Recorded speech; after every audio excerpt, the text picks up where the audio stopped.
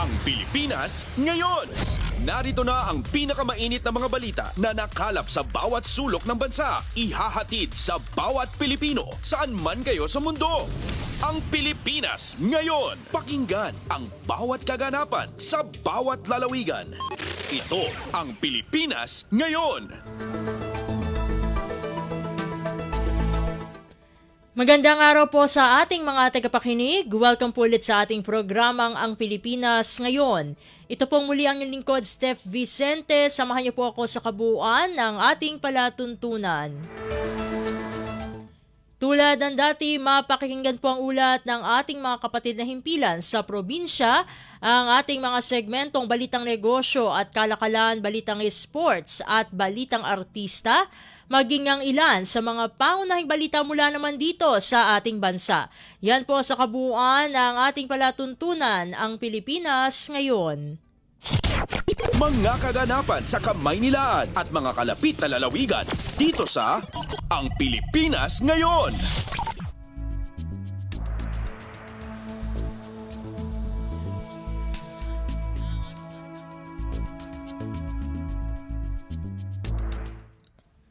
Sa mahalagang balita, pirmado na ang Comprehensive Economic Partnership Agreement o CEPA sa pagitan ng Pilipinas at United Arab Emirates o UAE. Ito ang kauna-unahang Free Trade Agreement o FTA ng Pilipinas sa isang bansa sa Middle East.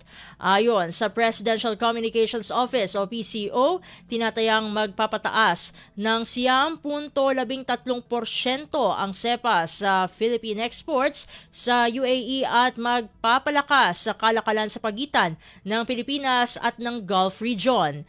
Kasama ni Pangulong Ferdinand R. Marcos Jr. na sumaksi sa paglagda sa makasaysayang kasunduan si UAE President Sheikh Mohammed bin Zayed Al Nahyan sa sidelines ng Abu Dhabi Sustainable Week na dinaluhan ng Pangulo sa UAE.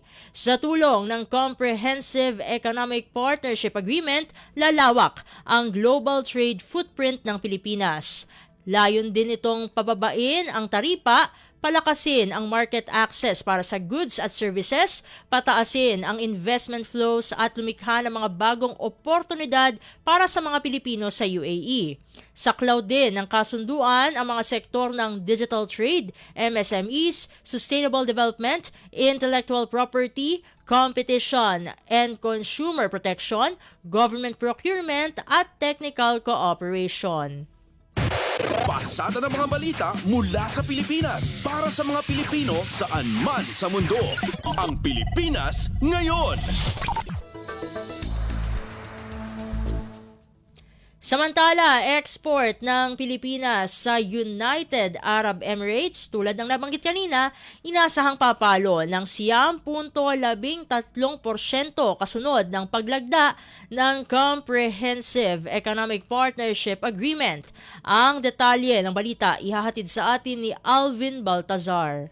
10.13% ang inaasahang maire-record na export ng Pilipinas sa United Arab Emirates matapos mapirmahan ang Comprehensive Economic Partnership Agreement o CEPA.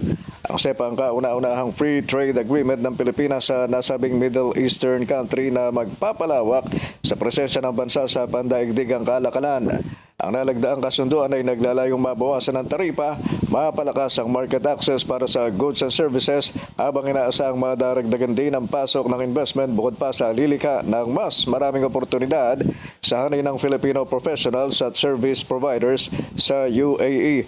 Mapapalakas din ng CEPA ang mga umiiral na kasunduan sa pagitan ng Pilipinas at UAE, kabilang ang agreement sa pagsusulong at pagprotekta sa pamumuhunan pati na ang kooperasyon sa kalakalan, enerhiya, logistics, innovation at turismo. Noong 2024, umabot sa $1.83 billion ang bilateral trade ng Pilipinas at ng UAE na kung saan lumalabas na pang-18 trading partner ng bansa ang UAE at kumakatawan sa halos 39% ng mga iniluluwas ng Pilipinas sa gitnang silangan.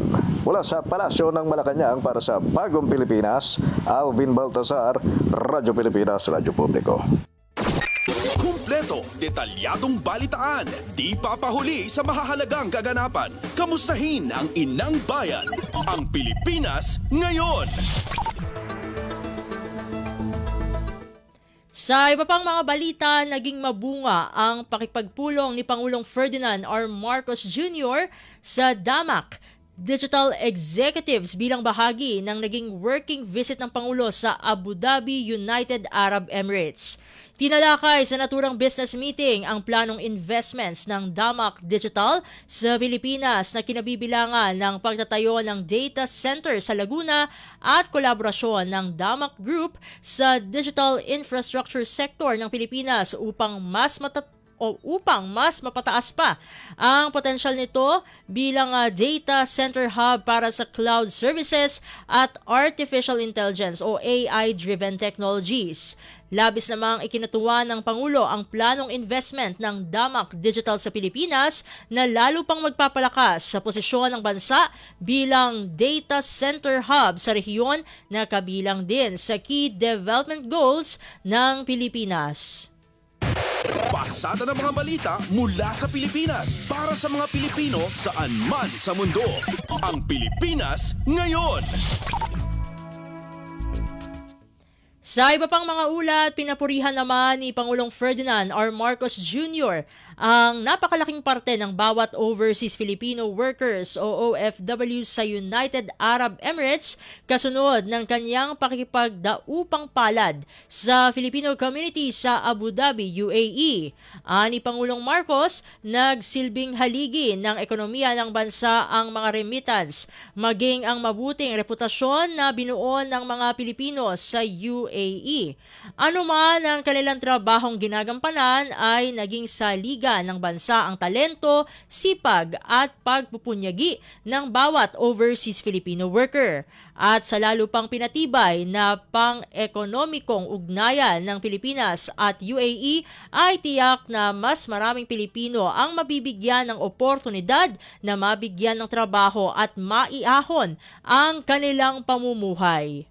Once we deepen our trade and investment partnership with, for example, the UAE, we are laying the groundwork for employment opportunities in more varied sectors and wider market access for Filipino businesses. Every achievement that you earn, whether through your profession or entrepreneurial ventures, makes us stronger, not only for yourselves, but also for the collective progress of the Philippines.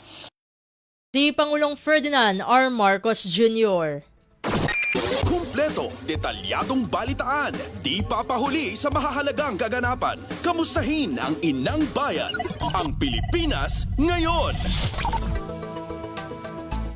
Samantala, pamahalaan umaapela sa publiko na kuhanan ng larawan ang mga politikong papapel sa cash distributions ng pamahalaan upang agad na maparusahan.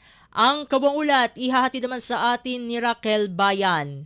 Mahaharap sa suspensyon na iba pang administrative case ang mga politiko na papapel pa rin sa distribusyon ng financial assistance ng gobyerno sa kabila ng mahigpit na pagbabawal ng pamahalaan dito. Sa press briefing sa Malacanang, umaapela si DILG Secretary John Vic Remulla sa publiko na kuhanan ng larawan o video ang mga politikong i-eksena sa mga payout ng gobyerno. Mainam anya na ipadala o i-post ito sa social media upang agad na makarating sa DILG at nang maimbestigahan. Sabi ng hindi rin magdadalawang isip ang DILG na iakyat sa ombudsman ang reklamo laban sa mga politiko kung paulit-ulit o talagang pasaway at lumalabag sa polisiya ang mga ito. Kaugnay nito, sinabi ng kalihim na panahon na upang bumalangkas ng batas na magbibigay ipin at maghihigpit ng patakaran at parusa laban sa mga politikong pumapapel sa pamamahagi ng ayuda ng gobyerno. Dapat gumawa na sila.